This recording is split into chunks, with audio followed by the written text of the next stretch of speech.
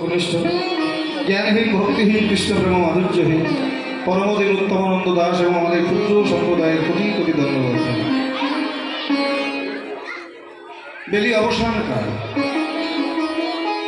সূর্যদেব পাটে পড়েছে ধরে।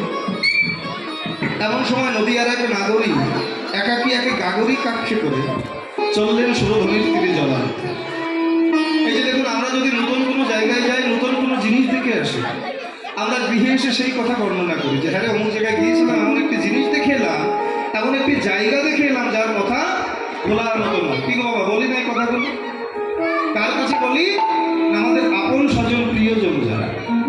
আজকে ঠিক তেমনি করে নদীয়ার একে গৌর প্রিয় নাগরী তার মতো একে গৌর অনুরাগিনীকে সম্মুখে। এই যে অনুরাগটা কেমন দেখুন, অনুরাগ না থাকলে কি কখনো ভগবান কৃপা লাভ হয়? আমরা জানি ধ্রুব 5.5 বছর বয়সে ভগবানকে লাভ করেছে। ধ্রুবের পিতা ছিল রাজা উত্থানপাদ, তার ছিল 2টি স্ত্রী, একটা নাম হলো সুরুচি আর একটা নাম হলো সুনীতি। তো সুনীতির গর্ভে, এই সুরুচির গর্ভে কিন্তু ধ্রুব আসেননি। এই যে মায়েরা কথা হচ্ছে এদিকে, ধ্রুব এলেন কার গর্ভে? না সুনীতির গর্ভে। কেননা সুরুচিকে যার রুচি ভালো। এই জগতে অনেক মায়েরা আছে দেখবেন, সারাদিন ড্রেসিং টেবিলের সামনে বসে থাকবে, বেশ ডিজাইন করে নিজেকে সাজাবে, সপ্তাহে 5 বার বিউটি পার্লারে যান। এমন রুচি যার আছে, এই রুচিতে ভগবানকে লাভ করা যায় না। ভগবানকে লাভ করতে প্রয়োজন হয় সুনীতি। তাই তো সুরুচির গর্ভে নয়, ধ্রুব এলেন সুনীতির গর্ভে। নীতি যার ঠিক আছে ভগবান তার কাছে আছে, নীতি যার ঠিক নেই ভগবান তার কাছে। ছোট্ট ধ্রুব 5.5 বছর বয়স, মায়ের কাছে আবদার করে বললেন, মা গো, এ জগতে সবাই বাবার কোলে ওঠে, আমি কি কোনোদিন উঠব? সুনীতি রাজা উত্থানপাদকে দেখিয়ে বলেছিল, ধ্রুব বাবা, ওই যে তোর বাবা দাঁড়িয়ে, জাগি কোলে। ছোট্ট ধ্রুব জীবনে প্রথমবার বাবার কোলে ছুটতে ছুটতে গিয়ে উঠে পরম আনন্দে খেলা খেলছে। এমন সময় সুরুচি দেখতে পেয়ে ধ্রুবকে বাবার কোল থেকে নামিয়ে দিয়েছে। ছোট্ট বাচ্চা তো অন্তরে বড় ব্যথা পেয়েছে, কাঁদতে কাঁদতে মায়ের কাছে এসে বলছে, মা, এ জগতে এমন কি কোনো বাবা নেই যে একবার কোলে নিলে কখনো কোল থেকে নামিয়ে দেয় না?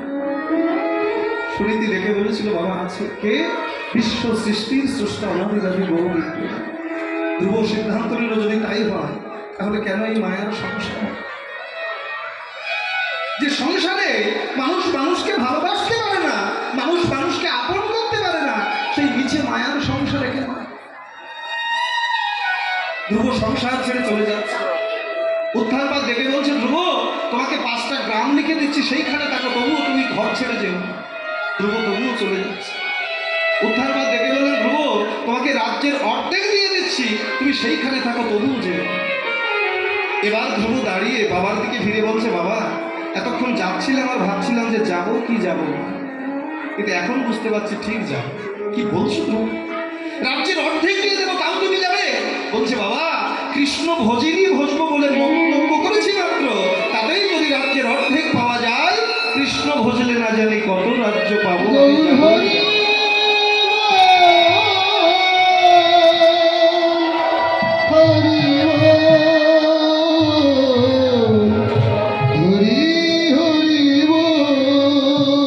কেননা এই যে সংসার, এই সংসার শব্দের অর্থ আমরা বুঝি কি? যে তুমি আমি আমাদের ছেলে মেয়ে, এই হলো আমাদের সংসার।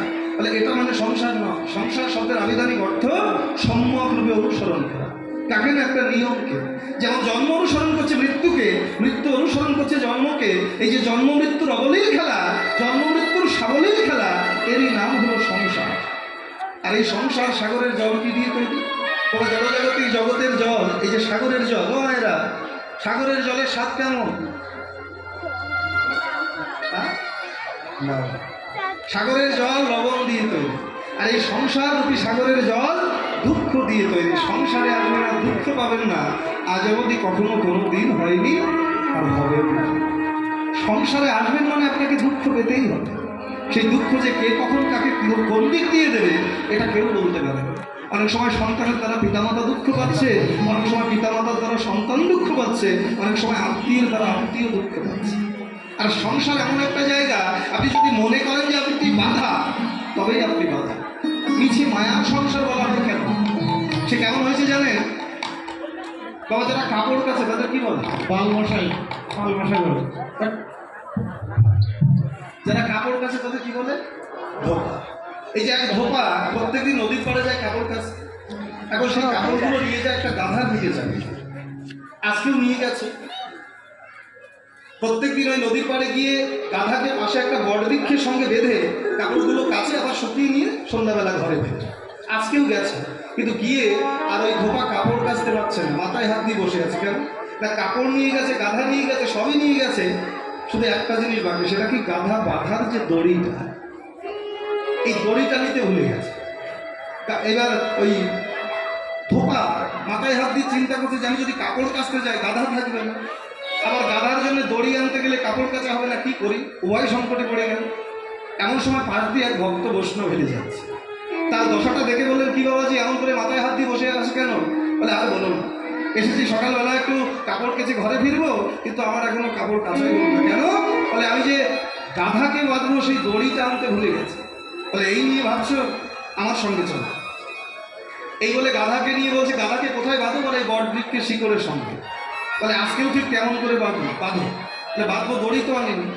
বলে কেন, যেমন করে তুমি প্রত্যেক দিন হাত ঘুরিয়ে ঘুরিয়ে বাঁধো, আজকেও ঠিক তেমনি তেমনি করেই বাঁধো। বলে দড়িই তো আনেনি। বলে এটা তো তুমি জানো, গাধা তো জানে। দড়িটা যে আনোনি এটা গাধা জানে না, তুমি জানো। তা যেভাবে হাত ঘুরিয়ে ঘুরিয়ে নিচে মায়ার, মানে যেভাবে প্রত্যেকদিন বাঁধো, আজকেও তেমনি করে বাঁধো, তবেই দেখবে গাধা তোমার বসে থাকে। এবার গলায় গলায় হাত ঘুরিয়ে ঘুরিয়ে গাছের শিকড়ের সঙ্গে হাত ঘুরিয়ে যেভাবে প্রত্যেকদিন গাধাকে বাঁধে, আজকেও সেইভাবে যেই বেঁধেছে, গাধা অমনি শুয়ে পড়েছে। কাপড় কেচে যখন ঘরে ফিরবে শুকিয়ে, গাধাকে আর উঠাতে পারছে না। ভদ্রলোক চিন্তায় পড়ে গেল, কি করি এখন? বাবাজি কি কোনো মন্ত্রতন্ত্র করে গেল? গাধাকে উঠাতে পারছে না, বসে আছে পথে। বাবাজি আবার যখন ফিরছে ডেকে বলে, যাও বাবাজি, তুমি আবার গাধাকে কি মন্ত্রতন্ত্র করে গেলে, এত চেষ্টা করে গাধাকে উঠাতে পারছি। বলে গাধাকে যে ওঠাবে বাঁধনটা খুলেছে, বলে বাঁধেইনি, তা খুললো। বলে সেটা তো তুমি জানো, গাধা তো জানে না। তাহলে কি করবো? বলে যেমন করে বেঁধেছিলে আমার প্রত্যেকদিন যেমন করে খোলো, ঠিক তেমনি ভাবে হাত ঘুরিয়ে খুলে নাও, তবেই দেখবে গাধা তোমার বাড়ি। এবার ধোপা ঠিক তেমনি করে মিছে মিছে বেঁধেছিল, আবার মিছে মিছে ভাবে যেই খুলে দিল, গাধা অমনি উঠে দাঁড়ালো, আর ধোপা কাপড় নিয়ে আপন ঘরে ফিরে গেল। মহাজন সিদ্ধান্ত দিলেন, ঠিক তেমনি করে আমরা এই সংসারের জীব যারা মিছে মায়ার বাঁধনে আটকা পড়ে আছে। এই সংসার এমন একটা জায়গা, আপনি যদি মনে ভাবেন আপনি বাধা, তবে কখনো কোনোদিন ওখান দিয়ে নিজেকে মুক্ত করতে পারবেন না। আর যদি ভাবেন যে না আমি বাধা নই, আমি মুক্ত, তাহলে জড়জাগতিক জগতের কোনো বাঁধন আর আপনাকে বেঁধে রাখতে পারবে, বেঁধে রাখতে পারেনি কাউকে।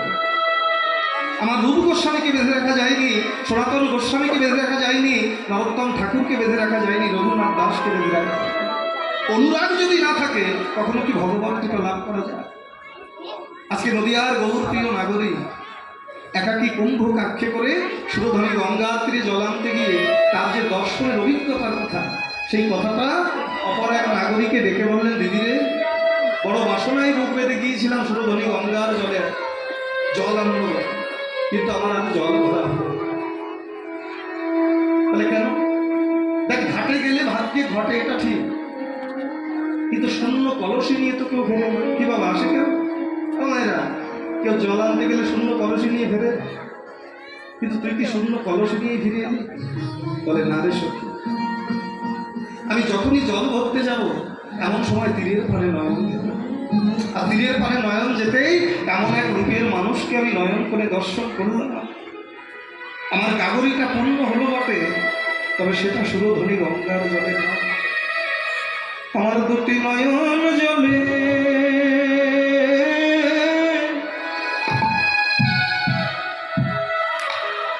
গাগরি পুরাণ হলো,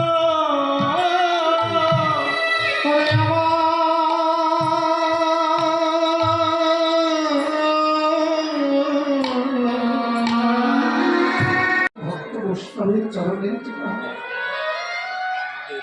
তবেই তো নয়ন করে আমার গৌরাঙ্গের রূপমাধুরী দর্শন। মানে যদি কোনো ভাগ্যবান বেশি আনন্দিত হতাম যখন দুর্গা পুজো হতো।